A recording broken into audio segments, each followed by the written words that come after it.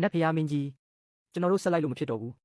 မဟုတ်ရင်တကယ်ပဲလမ်းပြောက်သွားလိမ့်မယ်လို့ချီယူကတားလိုက်ပါတယ်ကျွန်တော်စိတ်ထဲမှာဒေါသထွက်နေပေမဲ့ဒီလောက်ထူထပ်တဲ့မြူတွေကြားထဲမှာတော့တကယ်ပဲတတ်နိုင်တဲ့နီလန်မရှိတဲ့လောက်ပါပဲတကယ်လို့မြောက်ဖြူမင်းကသူပြောတဲ့အတိုင်းရွာသားတွေကိုဒုက္ခပေးမယ်ဆိုရင်ငါခက်ခက်ခဲခဲတိဆောက်ထားတဲ့နာမည်ကုန်သတင်းတွေအကုန်ပျက်စီးသွားမှာပဲလို့တွေးမိရင်ကျွန်တော်စိတ်ပြက်လက်ပြက်နဲ့လှည့်ပြန်ဖို့လုပ်လိုက်ပါတယ်ဒါပေမဲ့အဲ့ဒီအချိန်မှာပဲကျွန်တော်တခုခုကိုတတိယသွားပြီးမျက်လုံးတွေပြူးကျဲသွားပါတယ်ရှေ့ကလမ်းစုံလမ်းခွတွေကိုတခုချင်းစီတိတိကျကျပြန်ကြည့်လိုက်တဲ့အခါ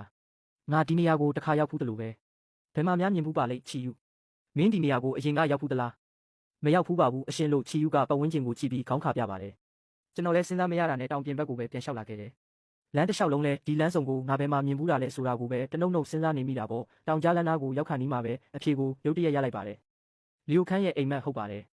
်အရင်တုန်းကယိုခန်းရဲ့အိမ်မက်ထဲကိုကျွန်တော်ဝင်တုန်းကဒီအတိအကျတူတဲ့လမ်းစုံလမ်းခွကိုမြင်ခဲ့တာပါအဲ့ဒီတုန်းကယိုခန်းဟာထိတ်လန့်တကြားနဲ့ညာဘက်လမ်းထဲကိုပြေးဝင်သွားခဲ့တာဒါဆိုရင်ယိုခန်းသွားခဲ့တဲ့လမ်းကယွန်ရှမ်းမြောက်ဖြူမင်းရဲ့ကူစီကိုသွားတဲ့လမ်းများလားအဲ့ဒီတုန်းကသူ့အိမ်မက်ထဲမှာတခုခုထူးဆန်းနေတယ်လို့ငါခံစားခဲ့ရတာမမှားဘူးပဲလို့တွေးမိပြီးယိုခန်းကိုပြန်လဲစစ်ဆေးဖို့ဆုံးဖြတ်လိုက်ပါတယ်ကြည်ဖန်တောင်လမ်းစုံကိုပြန်ရောက်တဲ့အခါဝိညာဉ်နှိမ်နင်းရေးအရာရှိတွေဖြစ်တဲ့ဝမ်မန်နဲ့ဖန်းယူတို့ကိုတွေ့လိုက်ရတယ်သူတို့ကလက်ဟန်ချေဟန်တွေနဲ့တခုခုကိုတိုးတိုးတိတ်တိတ်ဆွေးနွေးနေကြတာပါသူတို့ဘာတွေပြောနေလဲသိချင်တာနဲ့ကျွန်တော်နားဆွင့်ကြည့်လိုက်တဲ့အခါအမှန်တရားကိုသိလိုက်ရပါတယ်တကယ်တော့သူတို့နှစ်ယောက်ဟာဟိုမြောက်ရိပ်နောက်ကိုလိုက်သွားရင်မြူရီကြားထဲမှာလမ်းပြောက်ပြီး2 နာရီလောက်လဲနေခဲ့တာပါတော်သေးတာကဖန်းယူရဲ့တာအိုလန်းရှာနီးစနစ်ကြောင့်သာအပြင်ကိုပြန်ထွက်လာနိုင်ခဲ့တာဖြစ်ပါတယ်ဝမ်မန်ကဖန်းယူကိုကြည့်ပြီးငါတို့ပြန်ထွက်လာနိုင်တာမင်းရဲ့တာအိုအတတ်ပညာတွေကြောင့်ပဲလို့ချီးကျူးနေတာကိုကြားလိုက်ရပါတယ်ဒီကုသိုလ်ကိုမင်းအတွက်ပဲမှတ်တမ်းတင်ပေးမယ်လို့ဝမ်မန်ကပြောပေမဲ့ဖန်းယူကတော့ကျွန်တော်မျိုးမယူရဲပါဘူးကျွန်တော်မပါလဲစီနီယာဝန်ကအပြင်ကိုထွက်နိုင်မှာပါလို့နှိတ်ချစွာပြန်ပြောပါတယ်အခုကျွန်တော်တို့ဘာဆက်လုပ်ကြမလဲဝမ်မန်ကကြည်ဖန်တောင်ကိုစိုက်ကြည့်ရင်စဉ်းစားလိုက်ပါတယ်အဲ့ဒီမိစ္ဆာကတောင်ထဲကနေထွက်မလာဘူးဆိုတော့သူ့ကိုအတင်းအကျပ်ထွက်လာအောင်လုပ်ရမယ်မိစ္ဆာတွေကကန့်တက်မီကိုနဲ့မီကိုအကြောက်ဆုံးပဲဒါကြောင့်ရွာသား100 200လောက်ကိုငှားပြီးတောင်ထဲဝင်ခိုင်းမယ်နေရာအနှံ့မှာမီးရှို့ခိုင်းမယ်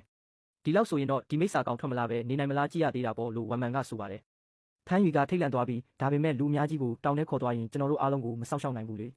တခုခုဖြစ်ရင်ခရိုင်ဝင်ကလည်းသဘောတူမှာမဟုတ်ဘူးလို့ဒါပေမဲ့ဝမ်မန်ကဂယုမဆိုင်ပါဘူးအဲ့ဒီခရိုင်ဝင်ကယာထူးသေးသေးလေးပါသူ့ကိုပြောပြနေဖို့မလိုဘူးမင်းမျိုးတဲကိုသွားပြီးကန့်တွေဝဲခဲ့ပြီးရင်လူငါပြီးအလုပ်စတော့ဒီစစ်စင်ရေးမှာငါကအမိတ်ပေးသူပဲစကားများမနေနဲ့ကျွန်တော်ရွှင်းရံဟာသူတို့ပြောသမျှကိုအကုန်ကြားလိုက်ရပါတယ်ဒီကောင်ကတာမန်လူတွေကိုတောင်ထဲလွတ်ပြီးအသေးခံခိုင်းတော့မှလားလို့တွေးမိရင်ဒေါသထွက်သွားပါတယ်နတ်ဖျားမင်းကြီးကျွန်တော်တို့သူတို့ကိုတားရမလားလို့ချီယူကမေးပါတယ်သူတို့ကိုလောလောဆယ်လွှတ်ထားလိုက်ဦး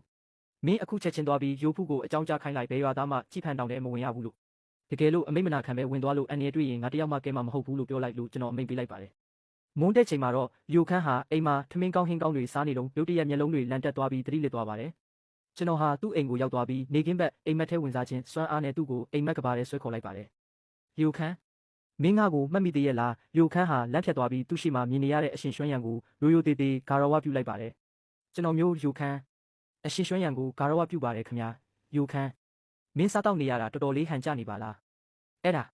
အဲ့ဒါကအရှင်ရဲ့ကောင်းချီးပေးမှုကြောင့်တီးနှံတွေအထွက်ကောင်းလို့ကျွန်တော်မျိုးအခုလိုစားနိုင်တောက်နိုင်တာပါအရှင်ကျွန်တော်ကအကြည့်တစ်ချက်နဲ့သူ့ကိုစိုက်ကြည့်ပြီးမင်းကိုငါမေးမယ်အဲ့ဒီနေ့ကမင်းကြီးဖန်တောင်ထဲကိုဘာသွားလို့တာလဲကျွန်တော်ယုံတကောင်နောက်ကိုလိုက်ရင်းနဲ့မတော်တဆတောင်ထဲရောက်ပြီးလမ်းပြောက်သွားတာပါလို့သူကထစ်ထစ်ငေါငေါနဲ့ဖြေပါတယ်ရိုင်းလာချီလားမင်းငါကိုအခုထိလိန်နေတုံးလားလို့ကျွန်တော်ကအတန်ကိုမြင့်လိုက်ပါတယ်ဒီနေ့ငါကိုယ်တိုင်ယွန်ရှမ်းကိုသွားတုတ်တင်ရင်မင်းအိမ်မက်ထဲကအဲ့ဒီလမ်းစုံကိုတွေ့ခဲ့ပြီးပြီငါကိုလှည့်စားတဲ့အကျိုးဆက်ကဘာဖြစ်မလဲဆိုတာမင်းစဉ်းစားပြီးပြီလားဒီစကားကိုကြားတော့ယိုခန်းရဲ့စိတ်သက်တွေပြိုလဲသွားပြီးဖုံးကန်းနဲ့ဒူးထောက်ကဥချပါတော့တယ်အရှင်နတ်ဖျားကျေးဇူးပြုပြီးကျွန်တော်မျိုးကိုအပြစ်ဒဏ်လျှော့ပေးပါကျွန်တော်အမှန်အတိုင်းပြောပါမယ်ကျွန်တော်မျိုးဘာမှမဖုံးကွယ်ရတော့ပါဘူးတကယ်တော့အဲ့ဒီနေ့ကယိုခန်းဟာမြောက်ဖြူမလေးတစ်ကောင်နဲ့တွားတွေ့တာဖြစ်ပါတယ်လွန်ခဲ့တဲ့နှစ်ပေါင်းများစွာကယိုခန်းတောင်ထဲမှာအမဲလိုက်ရင်ထောင်ချောက်ထဲမိနေတဲ့မြောက်ဖြူမလေးတစ်ကောင်ကိုတွေ့ခဲ့ပါတယ်တနာစရာကောင်းနေတာကြောင့်သူကဒဏ်ရာတွေကိုဆေးထည့်ပေးပြီးပြန်လွှတ်ပေးခဲ့တာပါ9 နှစ် 10 နှစ်လောက်ကြာသွားတဲ့အခါတနေ့မှာယိုခန်းဟာတောင်ထဲမှာအဖြူရောင်ဝတ်စုံဝတ်ထားတဲ့လှပတဲ့အမျိုးသမီးတစ်ယောက်နဲ့ဆုံခဲ့ပါတယ်သူမကကျမဟာအရင်ကအကိုကဲခဲ့တဲ့မြောက်ဖြူလေးပါအခုတော့လူပုံစံကျင့်ကြံလို့ရနေပါပြီအကိုရဲ့ကျေးဇူးကိုဆက်ဖို့လာခဲ့တာပါလို့ပြောပါတယ်သူမရဲ့နာမည်ကပိုင်ကျဲတဲ့သူမကယိုခန်းကိုကြားရည်နှစ်ဖက်လက်ဆောင်ပေးခဲ့တယ်အဲ့ဒီအချိန်ကစပြီးသူတို့နှစ်ယောက်ဟာတောင်ထဲမှာမကြာခဏလှုပ်ဝက်တွေ့ဆုံခဲ့ကြပါတယ်တွေ့တိုင်းလဲပိုင်ကျဲကတခုခုလက်ဆောင်ပေးလို့ရှိပါတယ်တနေ့မှာတော့ယိုခန်းကဘာလို့ညဘက်ဆိုရင်ဒီတောင်ထဲမှာမြူတွေအမြဲပိတ်နေတာလဲလို့သူမကိုမေးမြန်းခဲ့ပါတယ်